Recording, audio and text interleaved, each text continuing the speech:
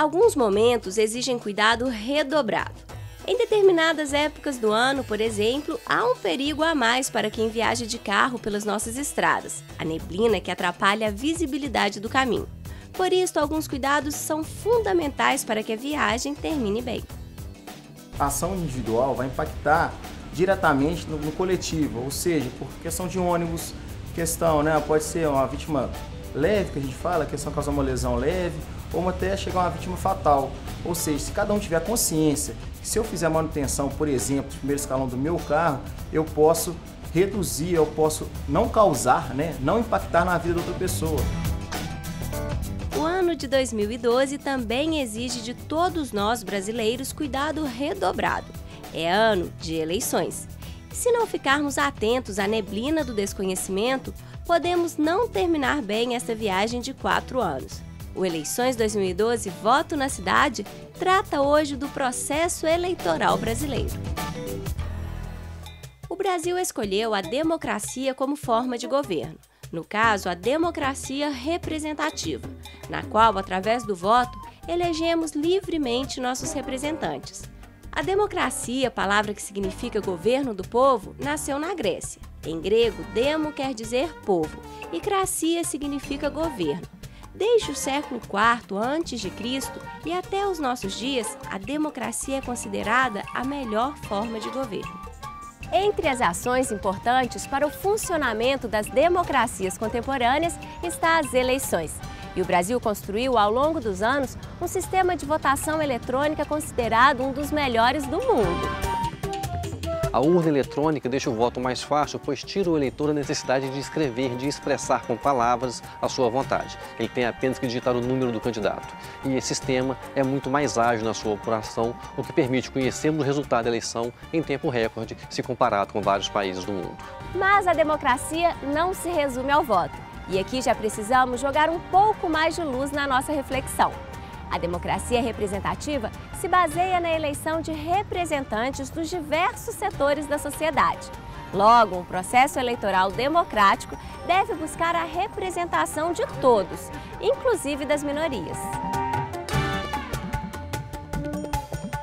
O povo delega a algumas pessoas o direito de representá-lo e tomar as decisões por ele. É por isso que temos eleições. É neste momento que o eleitor delega a algumas pessoas, no caso os políticos eleitos, o direito de o representá-lo na tomada de decisões políticas que envolvem uma cidade.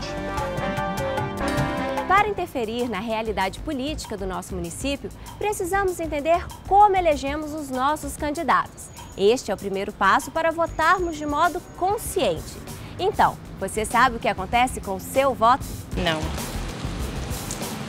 Não sei. Poucos sabem que a contagem de votos para eleger um prefeito é diferente da contagem de votos para eleger um vereador. Para eleger um prefeito, a contagem é simples. Existem vários candidatos, uma vaga, e todos disputam essa única vaga. Há 2 modos de contar os votos dos candidatos a prefeito. Nas cidades com menos de 200 mil eleitores, os votos são contados assim. Somam-se os votos e o candidato que receber maior número de votos é eleito. Nas cidades acima de 200 mil eleitores, pode haver um segundo turno. Se acontecer de um candidato obter 50% dos votos mais um, fica com a vaga, já no primeiro turno. Caso contrário, os 2 mais votados disputarão em segundo turno.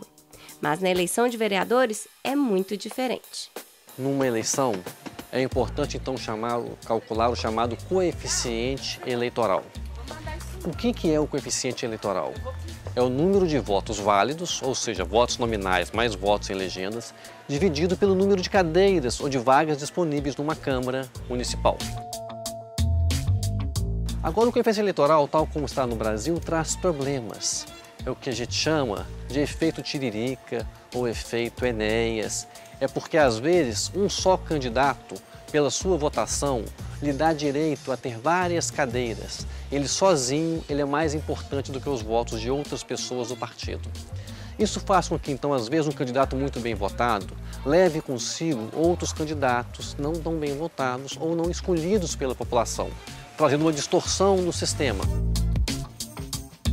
E um outro problema, que às vezes o candidato é muito bem votado, mas o seu partido não atingiu o coeficiente eleitoral, com isso ele não tem direito à cadeira, e isso é uma outra distorção. Então, às vezes, candidatos pouco votados fazem parte do legislativo e, às vezes, candidatos bem votados ficam de fora do legislativo exatamente pelo uso desse coeficiente.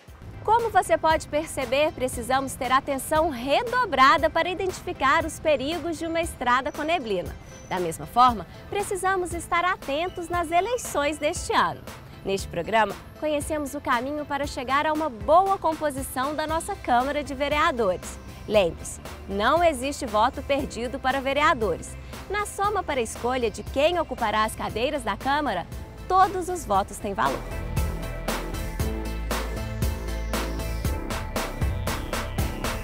Para saber mais sobre o quociente eleitoral de sua cidade, acesse a página do TSE www.tse.jus.br/eleições. E para continuar conosco, conhecer mais sobre o projeto Eleições 2012 Voto na Cidade, visite a página do Nesp www.pucminas.br/nesp.